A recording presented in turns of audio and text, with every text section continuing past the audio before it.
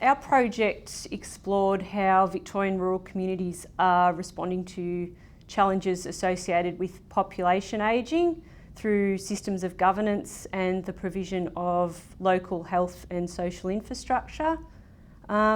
Social participation is a key issue in ageing due to the fact that it enables health and well-being and allows older people to contribute to the development of services and supports in their communities. However, rural communities are facing some considerable challenges in regard to the provision of services and infrastructure. So it's important to explore, I suppose, how rural communities are responding to the challenges associated with population ageing. Through discussions with community stakeholders in rural communities, we were able to identify some of the resources that rural community organisations require to deliver services and supports to their ageing residents, but also, more importantly, some of the barriers that they face in doing so in terms of available resources and how they can partner to best make use of these resources. But also importantly, through discussions with older residents in rural communities, we're able to identify what works well for them in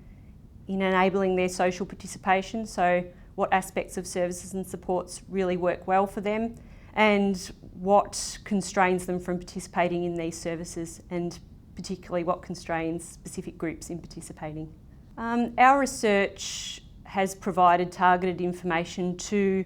local governments and agencies in terms of how they can best support rural community stakeholders and rural community organisations in developing and tailoring their services to their ageing populations. And I suppose also importantly, it has provided targeted information for local stakeholders themselves in terms of what their older residents want from their services and supports, in terms of how they can better participate, in what circumstances they want to participate, but also some of the constraints that they face in participating so that they can tailor these services to meet these requirements. And this information has already been used and delivered at rural council forums that were conducted by the Municipal Association of Victoria and the Department of Planning and Community Development to enable rural councils to target social participation initiatives to older people within their communities.